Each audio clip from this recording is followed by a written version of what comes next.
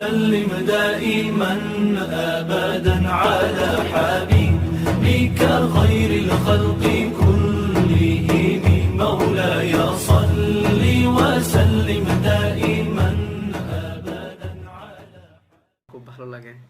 অসংখ্য শুকরিয়া আমাকে যারা শুনেন, আমার আলোচনা যারা পছন্দ করেন তাদেরকে আমি শুকরিয়া জানাই। উনি আমি আমার খুব অনেকটা পেজ আছে ভালো। আবু তাইব উনি বললেন খুব সুন্দর হয়েছে। আলহামদুলিল্লাহ। একজন লিখেছে love you all, love you too ইনশাআল্লাহ। আমার মনে হয় আমাদের এই যে মাশাআল্লাহ আলহামদুলিল্লাহ আপনাদের মামুন হায়দার ভাই দুবাই মসজিদ, উনি ওই বিশাল একটা প্রোগ্রাম করছিল গত বছরে। আচ্ছা, তো উনি আগামী বছর আপনাকে চাচ্ছে ইনশাআল্লাহ। ইনশাআল্লাহ আল্লাহ যদি সুযোগ করে দেয়। আসলে আপনারা জানেন যে আমি মালয়েশিয়াতে রিসার্চের কাজে থাকি। খুব অল্প সময় নিয়ে দেশে আসি, 3 মাসের জন্য আসি। 3 মাসে হয় 90 দিন।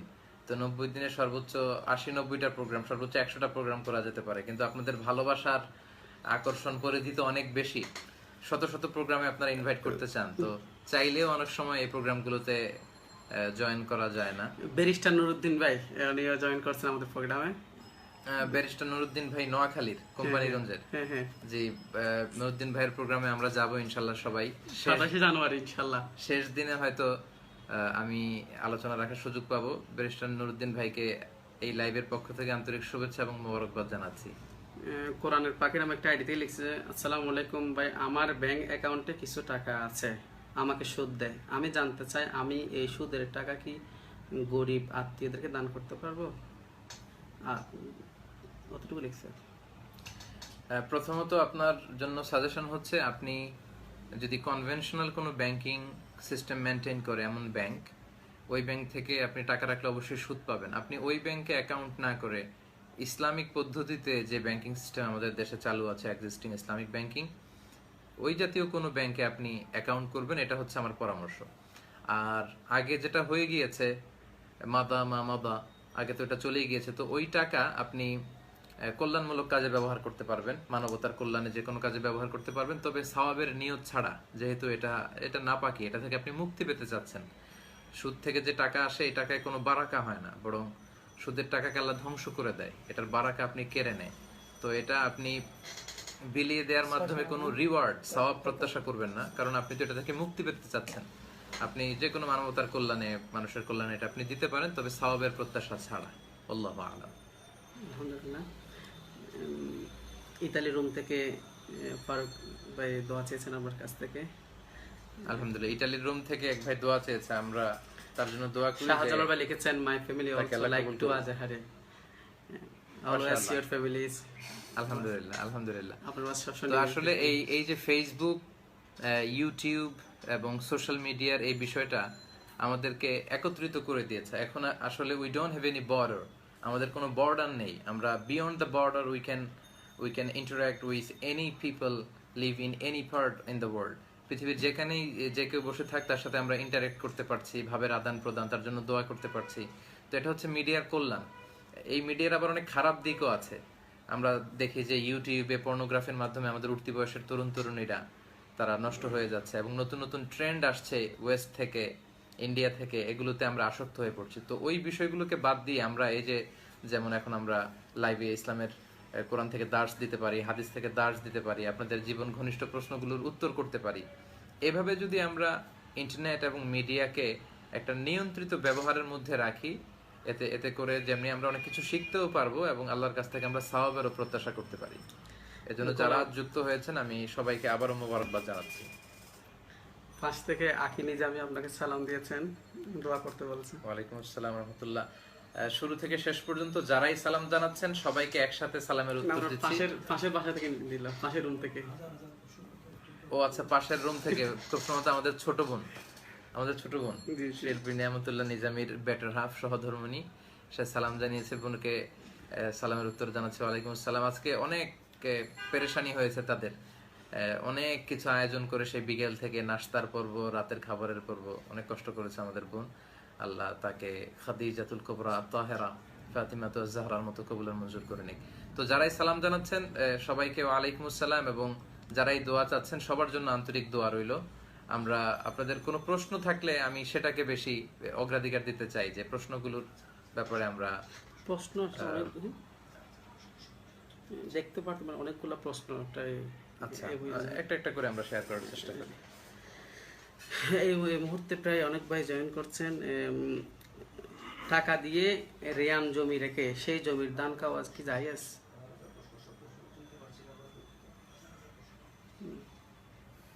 শত শত প্রশ্ন আমাদের কি কাছে প্রশ্ন করেছে? টাকা দিয়ে একজন লিখেছে মানে কই টাকা দিয়ে রিয়ান জমি রেখে সেই জমির দান খাওয়া কি জায়েজ? রেহান বলতে কি উনি বন্ধক বুঝিয়েছে? এটাই বুঝেছি মানে কারো কাছে যদি কোনো জিনিস বন্ধক দেয়া হয়, বিষ্ণু ইসলাম নিজেও বন্ধক রেখেছেন কোনো জিনিস বন্ধক রেখে তার বিনিময়ে যদি আপনি কিছু রাখেন, ওইটা আবার পরবর্তীতে ফিরিয়ে দিতে হয়। যেমন আমি কোনো একটা বিষয়ে আপনার কাছে রেহেন রাখলাম বন্ধক, তার বিনিময়ে আমি টাকা আনলাম, তো পরবর্তীতে আমাদের একটা নির্দিষ্ট সময় থাকবে যে ওই সময়ে আমি ওই বস্তুটা ফিরিয়ে দেবো আর আপনার টাকাও ফিরিয়ে দেবো। তো আপনি ওই সময়ের জন্য টাকাটা রাখতে পারেন, বা অন্য কোনো বস্তু যদি আনেন এটা মিউচুয়াল আন্ডারস্ট্যান্ডিং এর মাধ্যমে ব্যবহার করা যেতে পারে। সাদ্দাম মন্ডল উনি ইন্ডিয়া থেকে আপনাকে দাওয়াত দিচ্ছে, জানুয়ারিতে ডেট চাচ্ছে। আসলে ইন্ডিয়ার আসামের ভাইয়েরা, ইন্ডিয়ার কলকাতার ভাইয়েরাও অনেক আন্তরিকতা দেখান। আসলে অনেক সময় সুযোগ হয়ে ওঠে না দেশের ভাইদের প্রোগ্রামগুলো করে তারপরে ইন্ডিয়াতে যাওয়া। আমাদের অনেক ভাইরা আলহামদুলিল্লাহ ইন্ডিয়াতে দাওয়াতি কাজ করছে যারা ফুল টাইম দেশে থাকে। তো আমি যেহেতু আমার কিছু সীমাবদ্ধতা আছে, আমি ফুল টাইম দেশে না থাকার কারণে, দেশে সেটেল না হওয়ার কারণে সুযোগ হয় না আর কি। বিতিরের নামাজের শেষ তাকবীর নিয়ে একজন প্রশ্ন করেছে। বিতিরের সালাতের ব্যাপারে অনেকে অনেক কনফিউশনে থাকে। অনেকগুলো পদ্ধতি আছে আর কি। সবচেয়ে বিশুদ্ধ পদ্ধতি এবং সবচেয়ে বেশি যেটা প্রামাণ্য হাদিসের গ্রন্থগুলোতে পাওয়া যায়, 2 রাকাত প্রথমে, তারপর 1 রাকাত, অথবা 4 রাকাত পর 1 রাকাত, 2 করে আপনি রাতে অনেক নামাজ পড়বেন, শেষে 1 রাকাত পড়বেন, এবং বিতিরের সালাতটা শেষে হওয়াই বাঞ্ছনীয়।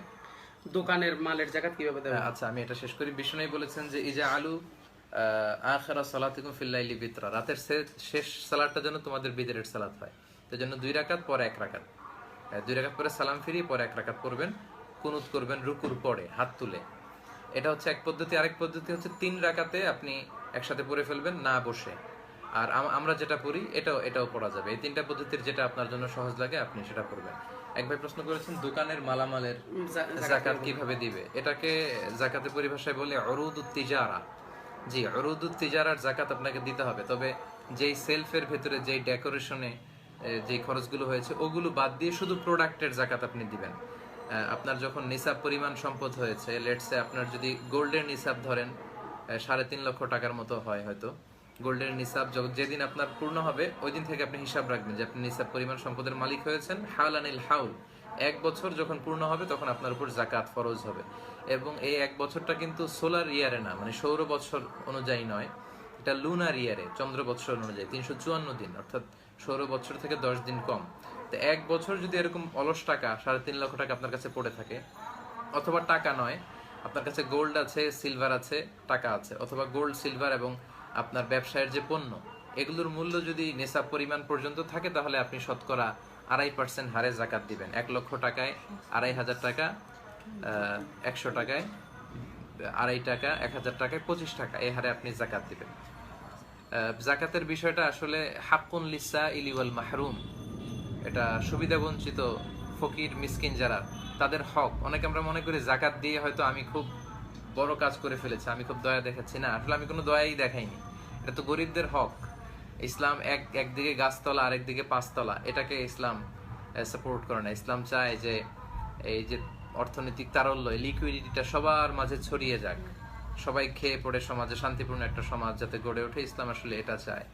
এজন্য আমার উপর যদি যাকাত ফরজ হয়, যাকাত দিয়ে আসলে আমি কোনো করুণা করিনি গরিবকে, বরং গরিব সেই ভাইটি আমার থেকে যাকাত নিয়ে সে আমার প্রতি করুণা করেছে, কারণ সে যাকাত না নিলে আমি কাকে যাকাত দিতাম। এজন্য আমাদের দেশে জাকাতের শাড়ি, জাকাতের লুঙ্গির নামে যেই নাটক সাজানো করা হয় আমাদের দেশে, এটা আসলে খুবই নিন্দনীয়। এবং সে জাকাতের লুঙ্গি শাড়ি আনতে যে ধাক্কাধাক্কি, মারামারি, পদপৃষ্ট হয়ে অনেক মানুষ মারাও যায়। তো ইসলাম আসলে এই জন্য জাকাতকে প্রেসক্রাইব করেনি। ইসলাম প্রেসক্রাইব করেছে যে দারিদ্রতা বিমোচন হবে। আপনি একজন লোককে এমন পরিমাণে জাকাতের অর্থ দিবেন যাতে করে আপনি একজনকে একটা সিএনজি কিনে দিলেন, তাহলে সে সিএনজি চালিয়ে তার ফ্যামিলিকে সে লিড দিতে পারবে, চালাতে পারবে, আর কোথাও যে হাত পাতা লাগবে না। অথবা একটা অস্ট্রেলিয়ান গাভী কিনে দিলেন, এই গাভীর দুধ বিক্রি করে চলবে। একটা চায়ের টঙের দোকান করে দিলেন, আমাদের দেশে এটা খুব চলে, এটা দিয়ে সে তার ফ্যামিলি চালাবে। ছেলেরা হাতে স্বর্ণের আংটি পরা যায় আছে কিনা? জি না, ছেলেরা স্বর্ণের আংটি পরতে পারবে না। যে কোনো ধরনের jewellery, ornaments, gold and silver, এগুলো হচ্ছে অনলি ফর দ্য উইমেন, আমাদের সিস্টারদের জন্য, মায়েদের জন্য, বোনদের জন্য, তারা অলংকার পরবে। ছেলেরা কোনো অলংকার পরতে পারবে না। এবং তারা যদি পড়ে, এটা কিয়ামতের দিন এটাকে আগুন দিয়ে তাদের হাতে পেঁচিয়ে দেওয়া হবে, আগুন দিয়ে তাদের গলার চেইনে দিয়ে দেওয়া হবে। এটা অনেকেই ভুল করে। গোল্ড, মেড অফ গোল্ড, এরকম কোনো অর্নামেন্টস, এগুলো কিন্তু আংটি ছেলেরা পড়তে পারবে না। সিল্কের কোনো পাঞ্জাবি ছেলেরা পড়তে পারবে না। এই দুইটা বিষয়ে বিষ্ণু ইসলাম শক্তভাবে নিষেধ করে গিয়েছে। আমার 10 লাখ টাকা আছে 6 মাস ধরে, এগুলোকে জাকাত দিতে হবে কিনা এখন? 1 বছর একটু আগে বলেছিলাম যে 1 বছর পূর্ণ হতে হয়। আপনার কাছে যেহেতু 10 লক্ষ টাকা 6 মাস ধরে আছে, তার মানে আপনার নিসাব পরিমাণ সম্পদের আপনি মালিক হয়েছেন। আপনাকে দেখতে হবে যে আরো 6 মাস এটা কন্টিনিউ করে কিনা। আরো 6 মাস যখন হবে, অর্থাৎ 1 বছর পূর্ণ হওয়ার পরেই যে জাকাত দিয়ে দেবেন তা না। আপনাকে দেখতে হবে যে আপনার কোনো ঋণ আছে কিনা। আপনার যদি আবার 11 লক্ষ টাকা ঋণ থাকে, তাহলে ঋণ দিয়ে দিতে হবে। ঋণ পাবে প্রায়োরিটি। অনেকে আপনার নাম্বার খুঁজতেছে, এই বিষয়টা একটু বলেন তো। আমি আসলে দেশে না থাকার কারণে আমার নাম্বার ওইভাবে আসলে দেয়া হয় না। আর আমার সাথে বেশিরভাগ ভাইয়েরা তাফসির প্রোগ্রাম কেন্দ্রিক যোগাযোগ করতে চান। সেক্ষেত্রে আমার একজন সহকারী আছে, তার ফোন নাম্বার, আমার একটা পেজ আছে মিজানুর রহমান আজহারি এই নামে। ওই পেজে গেলে শুরুতেই আপনারা ওই ফোন নাম্বারটি পেয়ে যাবেন। যে কোনো প্রয়োজনে আমার কোনো আপডেট জানতে চাইলে ওই পেজে আপনারা যুক্ত থাকতে পারেন, অথবা এই নাম্বারে যোগাযোগ করে প্রোগ্রামের ব্যাপারে আপনারা কথা বলতে পারেন। মোহতারাম মামুন হায়দার ভাই প্রশ্ন করছেন, মোহতারাম অজু ছাড়া কোরআন শরীফ ধরা যাবে কিনা? মামুন হায়দার ভাই প্রশ্ন করেছেন অজু ছাড়া ধরা যাবে কিনা। লা ইয়ামাসসুহু ইল্লাল মুতাহহারুন, পবিত্র হওয়া ছাড়া কোরআনকে ধরা যায় না। এটা দ্বারা স্কলারদের মধ্যে অনেকগুলো মতামত আছে। এটা দ্বারা উদ্দেশ্য হচ্ছে কোরআনের যে আয়াতগুলো, হারফগুলো, ওইটা টাচ করা যাবে না, কিন্তু কভার পেজ আপনি হাতে নিতে পারবেন।